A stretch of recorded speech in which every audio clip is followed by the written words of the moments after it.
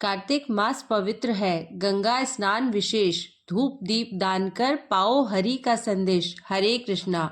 आप सभी को कार्तिक मास की हार्दिक शुभकामनाएं।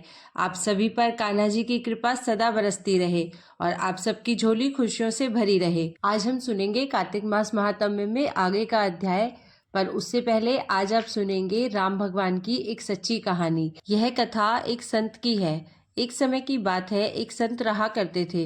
वे भगवान राम को बहुत मानते थे। भगवान श्री राम से उनका रिश्ता थोड़ा अलग सा था। कहते हैं ना कि यदि भगवान के निकट आना है तो उनसे कोई रिश्ता जोड़ लो। जहाँ जीवन में कमी है वहीं ठाकुर जी को बिठा दो, वे जरूर उस रिश्ते को निभाते हैं, उस संबंध को निभाते हैं। इसी तरह संत भी भगवान राम को अपना शिष्य मानते थे। अब जैसे कि संत जी भगवान राम को शिष्य मानते थे और शिष्य तो पुत्र के समान ही होता है।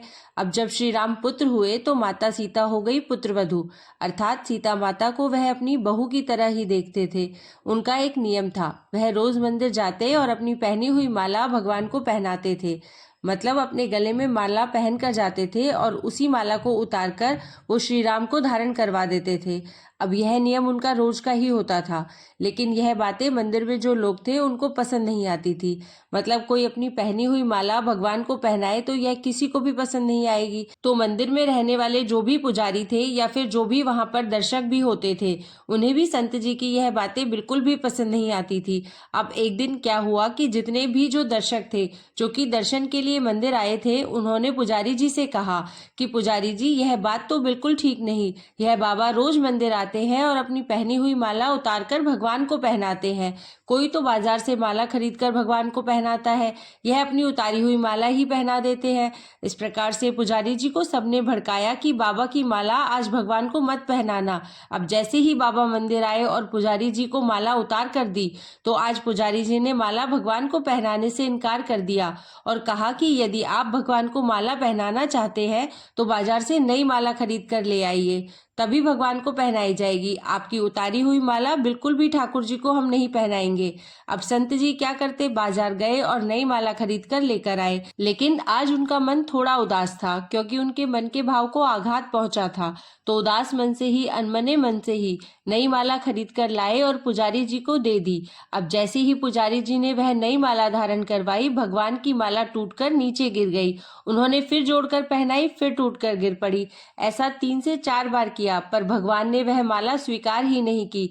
तब पुजारी जी समझ गए कि मुझसे बहुत बड़ा अपराध हो गया और पुजारी जी ने बाबा से क्षमा मांगी। संत सीता जी को बहू मानते थे, इसलिए जब भी मंदिर जाते पुजारी जी सीता जी के विग्रह के आगे पर्दा कर देते थे।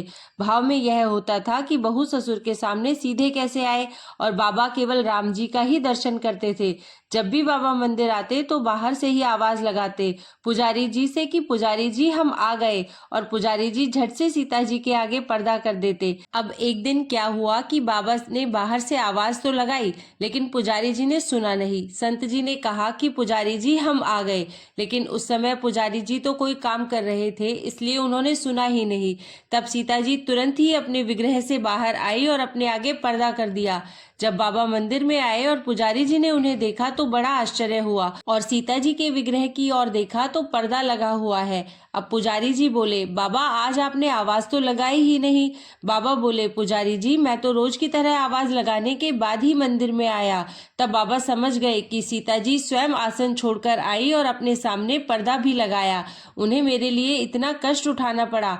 आज से हम मंदिर में प्रवेश ही नहीं करेंगे। अब बाबा रोज मंदिर के सामने से निकलते और बाहर से ही आवाज लगाते, अरे चेलाराम तुम्हें आशीर्वाद है, सुखी रहो, और चले जाते। सच है, भक्त का भाव ठाकुर जी रखते हैं और उसे निभाते भी हैं। निष्काम भाव से भक्ति करे तो भक्ति का भाव बढ़ जाता है।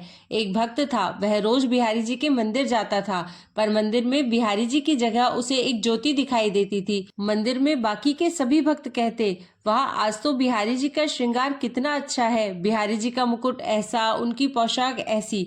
तो भक्त सोचता, बिहारी जी सबको दर्शन देते हैं, पर मुझे केवल एक ज्योति दिखाई देती है। हर दिन ऐसा ही होता। एक दिन बिहारी जी से बोला कि ऐसी क्या बात है कि आप सबको तो दर्शन देते हैं पर मुझे दिखाई नहीं देते। कल आपको मुझे दर्शन देना ही पड़ेगा। अगले दिन वह मंदिर गया, फिर बिहारी जी उसे ज्योति के रूप में ही दिखे। वह बोला कि बिहारी जी अगर कल आपने मुझे दर्शन नहीं दिए तो मैं यमुना जी में डूबकर मर जाऊंगा। अब उसी रात में बिहारी जी एक कोढ़ी के सपने में आए, जो कि मंदिर के रास्ते में ही बैठा रहता था। और उस कोढ़ी के सपने में आकर भगवान बोले कि क्या तुम्हें अपना कोढ़ ठीक करना है। अब वह कोढ़ी बोला कि हाँ भगवान, बिल्कुल ठीक करना है, बताइए कैसे होगा। तब भगवान बोले, देखो कल सुबह मंदिर के रास्ते से एक भक्त निकलेगा, तो तुम उसके चरण पकड़ लेना और तब तक मत छोड़ना जब तक कि वह यह ना कह दे कि बिहारी जी तुम्हारा कोढ़ ठीक करे। अगले दिन वह कोढ़ी रास्ते में बैठ गया। जैसे ही वह भक्त निकला, उसने चरण पकड़ लिए और बोला, पहले आप कहो कि मेरा कोढ़ ठीक हो जाए। वह भक्त बोला, मेरे कहने से क्या होगा, आप मेरे पैर छोड़ दीजिए। कोढ़ी बोला, जब तक आप यह नहीं कह देते कि बिहारी जी तुम्हारा कोढ़ ठीक करे, तब तक मैं आपके चरण बिल्कुल नहीं छोड़ूंगा। अब भक्त तो वैसे ही चिंता में था कि बिहारी जी दर्शन नहीं दे रहे हैं, ऊपर से यह कोढ़ी भी पीछे पड़ गया, तो वह झुंझलाकर बोला, जाओ बिहारी जी तुम्हारा कोढ़ ठीक करे, और मंदिर चला गया। मंदिर जाकर क्या देखता है कि बिहारी जी के दर्शन हो रहे हैं। तब वह बिहारी जी से पूछने लगा कि अब तक आपने मुझे दर्शन क्यों नहीं दिए। तो बिहारी जी बोले, तुम मेरे निष्काम भक्त हो, आज तक तुमने मुझसे कुछ मांगा ही नहीं, और इसलिए मैं क्या मुंह लेकर तुम्हें दर्शन देता। यहाँ तो सभी भक्त कुछ न कुछ मांगते रहते हैं, इसलिए मैं उनसे नजरें मिला सकता हूँ। पर आज तुमने रास्ते में उस कोढ़ी से कहा कि बिहारी जी तुम्हारा कोढ़ ठीक कर दें, इसलिए मैं तुम्हें दर्शन देने आ गया। अब इसका सीधा सा मतलब है कि भगवान की भक्ति निष्काम ही करनी चाहिए। भगवान की भक्ति करके भी यदि संसार के ही भोग मांगने हैं, संसार के ही सुख मांगने हैं, तो फिर वह भक्ति नहीं रह जाती, फिर वह तो सौदेबाजी हो जाती है। कोशिश करें बिना किसी कामना के ही भगवान की पूजा करें, उनकी सेवा करें और दर्शन करें। क्योंकि देखिए, जब तक हम इस धराधाम में हैं, दुख तो समाप्त होने का नाम ही नहीं लेंगे। कोई ना कोई परेशानी हमेशा लगी ही रहेगी। लेकिन क्या आप जानते हैं कि जीवन के दुख बिल्कुल नमक की तरह होते हैं। अब वह कैसे, तो चलिए इस बात को जानने के लिए एक कथा सुनते हैं। एक बार एक नवयुवक किसी संत के पास पहुंचा और बोला, महात्मा जी, मैं अपनी जिंदगी से बहुत परेशान हूँ, कृपया इस परेशानी से निकलने का कोई उपाय बताइए। तब संत जी बोले कि पानी के एक गिलास में एक मुट्ठी नमक डालो और उसे पी जाओ। अब संत जी ने बोला है तो युवक ने वैसा ही किया। एक गिलास पानी में एक मुट्ठी नमक डाला और उसे पी गया। अब संत जी ने पूछा कि इसका स्वाद कैसा लगा। युवक बोला, बहुत ही खराब, एकदम खारा। युवक ने पानी को थूक दिया। संत मुस्कुराते हुए बोले, एक बार फिर से अपने हाथ में एक मुट्ठी नमक ले लो और मेरे पीछे पीछे आओ। अब दोनों धीरे धीरे करके आगे बढ़ने लगे और थोड़ी दूर जाकर स्वच्छ पानी से बनी एक झील थी, उसके सामने रुक गए। अब संत ने निर्देश दिया कि चलो अब इस नमक को पानी में डाल दो। युवक ने वैसा ही किया, झील में एक मुट्ठी नमक डाल दी। अब संत जी ने कहा कि इस झील का पानी पियो। युवक पानी पीने लगा। एक बार फिर से संत ने पूछा, बताओ इसका स्वाद कैसा है, क्या यह अभी भी तुम्हें खारा लग रहा है। युवक बोला, नहीं, यह तो बहुत मीठा है, बहुत अच्छा है। संत युवक के बगल में बैठ गए और उसका हाथ थामे हुए बोले, जीवन के दुख बिल्कुल नमक की तरह है, ना इससे कम ना इससे ज्यादा।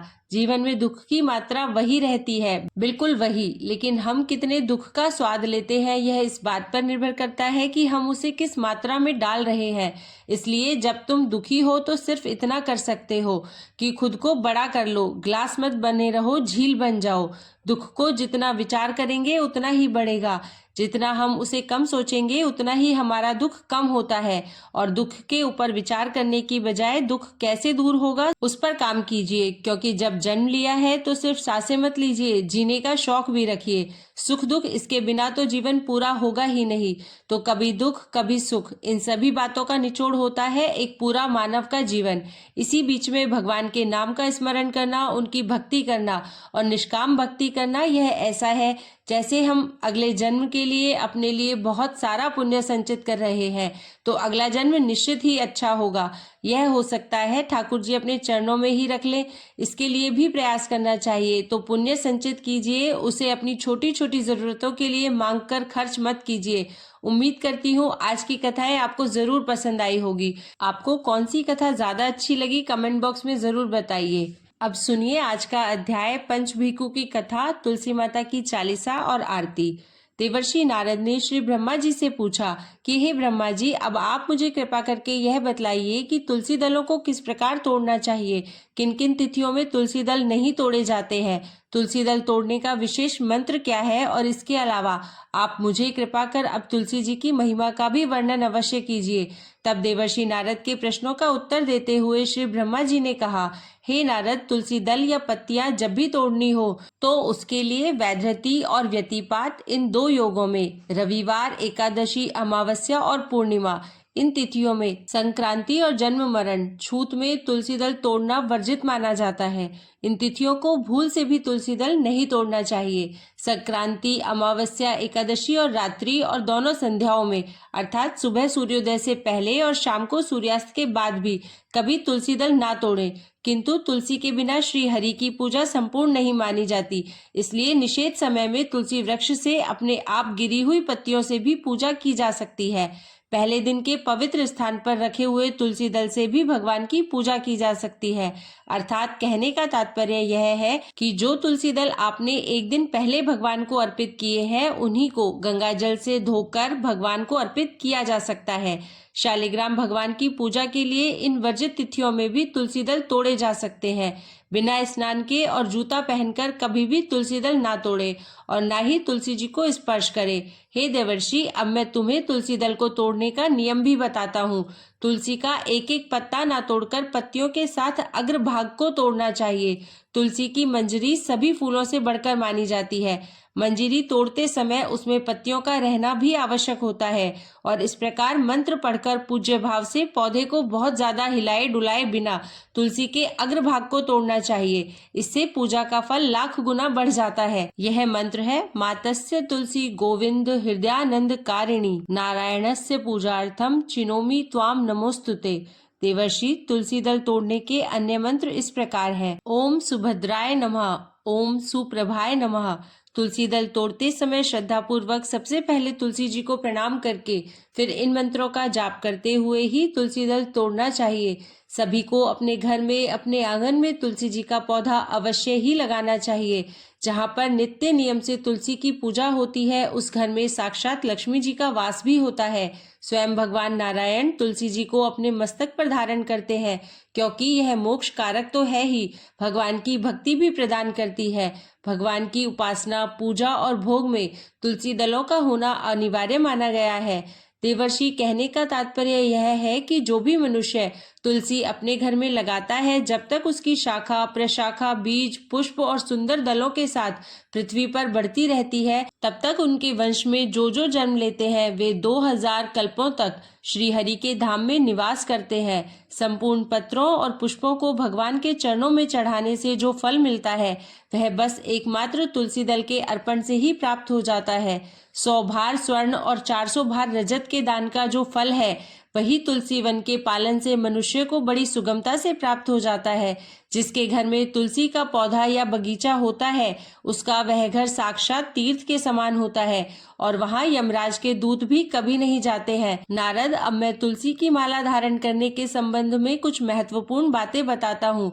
तुलसी की माला धारण करने के संबंध में शालिग्राम पुराण में कहा गया है कि भोजन करते समय तुलसी की माला का गले में होने से अनेक यज्ञों का पुण्य प्राप्त होता है। जो कोई तुलसी की माला धारण करके स्नान करता है, उसे गंगा स्नान करने जैसी सारी नदियों के स्नान का फल प्राप्त हो जाता है। तुलसी माला तुलसी जी के पौधे से निर्मित की जाती है। तुलसी परम पवित्र और आध्यात्मिक तथा औषधीय गुणों से अपने आप में परिपूर्ण है। इस माला से भगवान विष्णु, श्री राम, श्री कृष्ण और गायत्री मंत्र का जप अत्यंत शुभदायी रहता है। वैष्णव दीक्षा से दीक्षित साधु संत और गृहस्थी भक्तजन इसे कंठी के रूप में भी धारण करते हैं। तुलसी वन के नीचे किया गया पिंडदान पितरों के लिए अक्षय होता है, उन्हें मोक्ष प्रदान करता है। गले में तुलसी जी की माला धारण करने से जीवन शक्ति बढ़ती है, बहुत से रोगों से मुक्ति मिलती है। इस माला को धारण करने से शरीर स्वस्थ होता है, शरीर निर्मल, रोग मुक्त और सात्विक बनता है। तुलसी शरीर की विद्युत संरचना को सीधे सीधे प्रभावित करती है। इसको धारण करने से शरीर में विद्युत शक्ति का प्रवाह बढ़ता है और जीव कोशों द्वारा धारण करने के सामर्थ्य में वृद्धि होती है। गले में माला पहनने से बिजली की लहरें निकलकर रक्त संचार में रुकावट नहीं आने देती। प्रबल विद्युत शक्ति के कारण धारा के चारों ओर चुंबकीय मंडल विद्यमान रहता है। तुलसी की माला गले में धारण करने से आवाज सुरीली होती है, गले के रोग नहीं होते और हृदय पर झूलने वाली तुलसी माला फेफड़े और हृदय के रोगों से बचाती है। इसे धारण करने वाले के स्वभाव में सात्विकता का संचार होता है। तुलसी की माला धारक के व्यक्तित्व को आकर्षक बनाती है। अगर तुलसी की लकड़ी से बनी हुई मालाओं से अलंकृत होकर मनुष्य देवताओं और पुत्रों के पूजन आदि कार्य करे तो वह कोटि गुना फल देने वाला होता है। जो मनुष्य तुलसी की लकड़ी से बनी हुई माला भगवान विष्णु को अर्पित करके पुनः प्रसाद रूप से उसे भक्ति पूर्वक धारण करता है, उसके सभी पाप नष्ट हो जाते हैं। तुलसी जी के दर्शन करने पर सारे पाप समुदाय अपने आप ही भस्म हो जाते हैं। स्पर्श करने पर यह शरीर को पवित्र बनाती है, प्रणाम करने पर रोगों का निवारण करती है और जल से सींचने पर यमराज को भी भय पहुंचाती है। तुलसी लगाने पर यह भगवान के समीप ले जाती है और भगवत चरणों में चढ़ाने पर मोक्ष रूपी फल प्रदान करती है। देवर्षि नारद को तुलसी जी की महिमा का वर्णन करके श्री ब्रह्मा जी कुछ क्षणों के लिए मौन हो गए। आज का अध्याय अब यहीं समाप्त हुआ। अब सुनिए पंचभीखु व्रत की कहानी। एक बार किसी गांव में एक साहूकार था और उसके एक बेटा और बहू भी थे। बहू कार्तिक माह में रोज सवेरे उठकर गंगा स्नान के लिए जाती थी। सुबह जल्दी जाते समय वह किसी भी पराये पुरुष का मुंह नहीं देखती थी। एक राजा का बेटा भी सुबह सवेरे गंगा स्नान के लिए जाता था और वह हैरान होता कि मैं इतनी जल्दी उठता हूँ स्नान के लिए, लेकिन कोई है जो मुझसे भी जल्दी उठकर स्नान कर लेता है। कार्तिक माह के 5 दिन बचे थे कि एक दिन साहूकार की बहू तो स्नान करके वापस जा रही थी और उसी समय राजा का बेटा स्नान करने के लिए नदी के किनारे आ रहा था।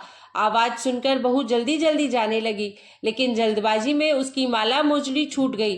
राजा के बेटे ने बहू की माला मोजड़ी उठा ली और सोचने लगा कि जिस स्त्री की यह माला मोजड़ी इतनी सुंदर है वह स्त्री खुद कितनी सुंदर होगी। उसने पूरे गांव में घोषणा करवा दी कि जिसकी यह माला मोजड़ी है वह 5 रात मेरे पास आएगी। जल्दी ही राजकुमार को पता चल गया कि यह तो साहूकार की बहू की माला मोजड़ी है। जब बहू को यह बात पता चली तो साहूकार के बेटे की बहू ने कहलवा दिया कि मैं 5 रात आऊंगी, लेकिन किसी को साख भरने बिठा देना। राजा के बेटे ने एक तोते को पिंजरे में बंद करके गंगा किनारे पेड़ पर टांग दिया। बहू सुबह के समय आई, पहली पैड़ी पर पैर रखा और बोली, हे कार्तिक के ठाकुर, राई दामोदर, 5 पांडव, छठे नारायण, भीखम राजा, उस पापी को नींद आ जाए। राजा के बेटे को नींद आ गई। बहू नहा धोकर चलने लगी तो तोते से जाते जाते बोली, सुआ सुआ तेरे गल डालूंगी हीरा, मेरी साख भरियो मेरे वीरा। सुआ बोला, कोई वीर भी कभी किसी की साख भरता है क्या? तो वह बोली, सुआ सुआ तेरे पग घालूंगी नेवर, साख भरियो मेरे देवर। सुआ ने कहा, ठीक है भाभी, मैं तेरी साख रखूंगा। वह तो कहकर चली गई। इधर राजा का बेटा हड़बड़ा कर उठा और सुवा से पूछा, सुवा सुवा वह आई थी क्या? कैसी दिखती थी? सुवा बोला, आभा किसी बिजली, होली किसी झल, केला किसी कामनी, गुलाब का सा रंग। अगले दिन तो राजा के बेटे ने सोचा कि आज मैं अपनी उंगली में चीरा लगाकर बैठूंगा, इससे मुझे नींद नहीं आएगी। अगले दिन राजकुमार अंगुली चीरकर लेट गया। बहू फिर आई और भगवान से उसी तरह प्रार्थना करने लगी। राजकुमार को फिर से पहले की तरह नींद आ गई। बहू स्नान करके फिर से वापस चली गई। सुबह राजकुमार ने तोते से फिर पूछा। तोते ने वही सारी बातें दोहरा दी। अब की बार राजकुमार बोला कि मैं तो आज रात में आंखों में मिर्ची डालकर बैठूंगा, और रात में वह मिर्ची डालकर बैठ गया। बहू फिर आई और प्रार्थना की से राजकुमार को पहले की तरह नींद आ गई। राजकुमार ने अब फिर तोते से बहू के आने की बात पूछी तो उसने फिर से वही बातें दोहरा दी। राजकुमार अब की बार सोचने लगा कि आज मैं बिना बिस्तर के ही बैठूंगा, और रात को वह बिना बिस्तर के बैठ गया। अगली सुबह जब वह स्नान करने आई तो बहू ने फिर से भगवान से प्रार्थना की और राजकुमार को फिर नींद आ गई। जब बहू स्नान कर जाने लगी तो आंखें बंद करके चली गई। राजकुमार जब उठा तो वह जा चुकी थी। राजकुमार फिर से सोच में पड़ गया और सोचने लगा कि आज मैं अंगीठी जलाकर बैठूंगा, जिससे नींद नहीं आएगी। फिर वह रात को अंगीठी जलाकर बैठ गया। साहूकार की बहू आई और वह भगवान से प्रार्थना करने लगी कि हे प्रभु, हे ठाकुर जी, आपने 4 रातें तो निकाल दी, अब यह रात और बची है, इस आखिरी रात को भी निकाल दो। ठाकुर जी ने उसकी बात रख ली और राजकुमार को नींद आ गई। जब बहू स्नान कर जाने लगी तो तोते से बोली कि सुबह सुबह इस पापी को कह देना कि 5 रातें पूरी हो चुकी है, अब वह मेरे मोतियों की माला मेरे घर भिजवा दे। अगली सुबह राजकुमार की आंख खुली तो उसने तोते से पूछा, क्या वह आई थी? तोते ने कहा, हाँ आई थी, और उसने अपनी माला मोजड़ी मंगवाई है। यह सुनकर राजकुमार सोचने लगा कि वह तो सच्ची थी, तभी तो भगवान ने भी उसका सत्य रखा। कुछ समय के बाद राजकुमार को कोढ़ हो गया। राजा ने ब्राह्मण को बुलाकर पूछा कि मेरे बेटे का शरीर क्यों जल रहा है। तब ब्राह्मण ने सारी बातें विस्तार से राजा को बताई कि इसने क्या किया था। ब्राह्मण ने कहा कि इसने पतिव्रता स्त्री पर बुरी नजर डाली थी, इसलिए यह इस रोग से पीड़ित हुआ है। राजा ने इसके ठीक होने का उपाय पूछा तो ब्राह्मण ने कहा कि अगर यह उस साहूकार की बहू को धर्म की बहन बनाए और रोज उसके नहाए हुए जल से स्नान करे तभी ठीक हो सकता है। राजा साहूकार की बहू की माला लेकर साहूकार के घर गया और बोला कि यह माला आपकी पुत्रवधू की है, इसे रख लीजिए और आपकी बहू के नहाए हुए जल से मेरे बेटे को नहला दीजिए। साहूकार बोला कि मेरी बहू तो किसी पराये पुरुष का मुंह तक नहीं देखती, आप उसे इस नाली पर बिठा दीजिए। जब वह ऊपर नहाएगी तब नीचे इस नाली के पानी से आपका पुत्र नहा लेगा। राजकुमार ने ऐसा ही किया। कुछ समय बाद उसका शरीर चंदन सा हो गया। हे पंचभीखु देवता, जैसे आपने साहूकार की पुत्रवधू का सत रखा वैसे ही सभी का रखना। पूनो नहाई पड़वा नहाई, 5 रतन पंच तीरथ, पंच भीकम नहाई, 1 टका मेरी गांठ में सुनियो रघुराई, आधे का लाई आंवला आधे की राई, राई दामोदर सावला जिसने सृष्टि रचाई। राजा के घर उतरी पुत्री बनाई, राजा लाया ब्याह के रानी बन आई। 4 चक्कर 4 मक्कर 4 दिए की लौ, मैं तुझसे पूछूं श्री कृष्ण जी कब निस्तारा होए? जब आएगा कार्तिक का महीना तब निस्तारा होए। प्रेम से बोलिए पंचभीखु देवता की जय। अब सुनिए तुलसी चालीसा और आरती। श्री तुलसी महारानी करु विनय सिरनाए, जो मम हो संकट विकट दीजे मात नशाए।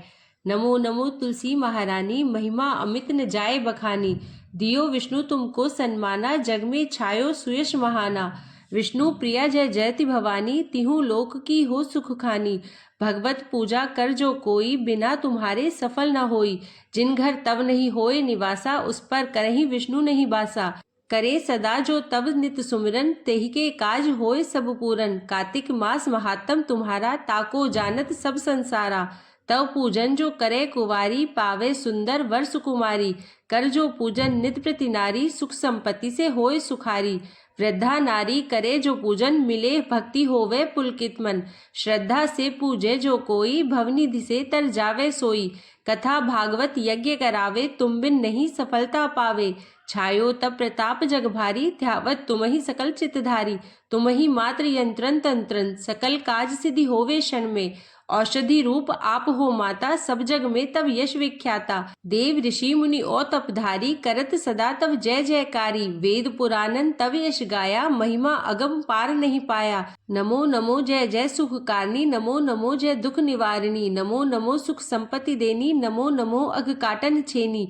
नमो नमो भक्तन दुख हरनी, नमो नमो दुष्टन मद छेनी। नमो नमो भव पार उतारनी, नमो नमो परलोक सुधारनी। नमो नमो निज भक्त उबारनी, नमो नमो जन काज सवारनी। नमो नमो जय कुमति नशावनी, नमो नमो सुख उपजावनी। जयति जयति जय तुलसी माई, ध्याऊं तुमको शीश नवाई। निज जन जानी मोही अपनाओ, बिगड़े कारज आप बनाओ। करु विनय में मात तुम्हारी, पूरन आशा करहु हमारी। शरण चरण कर जोरी मनाऊं, निष्दिन तेरे ही गुण गाऊं। करहु मात यह अब मोह पर दाया, निर्मल होए सकल मम काया। मांगू मात यह बर दीजे, सकल मनोरथ पूर्ण कीजे। जानू नहीं कुछ नेम अचारा, क्षमहु मात अपराध हमारा। 12 मास करे जो पूजा, तासम जग में और न दूजा। प्रथम ही गंगा जल मंगवावे, फिर सुंदर स्नान करावे। चंदन अक्षत पुष्प चढ़ावे, धूप दीप नैवेद्य लगावे। करे आचमन गंगा जल से, ध्यान करे हृदय निर्मल से। पाठ करे फिर 40 की, स्तुति करे मात तुलसा की। यह विधि पूजा करे हमेशा, ताके तन नहीं रहे कलेशा। करे मास कार्तिक का साधन, सोवे नित पवित्र सिद्ध हुई जाही। है यह कथा महासुखदाई, पढ़े सुने सो भव तर जाई। तुलसी मैया तुम कल्याणी, तुम्हरी महिमा सब जग जानी। भावना तुझे माँ नित नित ध्यावे, गा गा कर माँ तुझे रिझावे। यह श्री तुलसी चालीसा पाठ करे जो कोय, गोविंद सो फल पावही जो मन इच्छा होय। बोलिए तुलसी माता की जय। कृष्ण गोविंद की जय। तुलसी माता की आरती। जय जय तुलसी माता मैया जय तुलसी माता, सब जग की सुखदाता सबकी वर माता मैया जय तुलसी माता। सब योगों से ऊपर सब रोगों से ऊपर, रज से रक्ष करके सबकी भवत्राता मैया जय तुलसी माता। बटु पुत्री है श्यामा सुर बल्ली है ग्रामा, विष्णु प्रिय जो नर तुमको सेवे सो नर तर जाता मैया जय तुलसी माता। हरि के शीश विराजत त्रिभुवन से हो वंदित, पतित जनों की तारिणी तुम हो विख्याता मैया जय तुलसी माता। लेकर जन्म विजन में आई दिव्य भवन में, मानव लोक तुम्ही से सुख संपत्ति पाता मैया जय तुलसी माता। हरि को तुम अति प्यारी श्याम वर्ण सुकुमारी, प्रेम अजब है उनका तुमसे कैसा नाता। हमारी विपदा हरो तुम कृपा करो माता मैया जय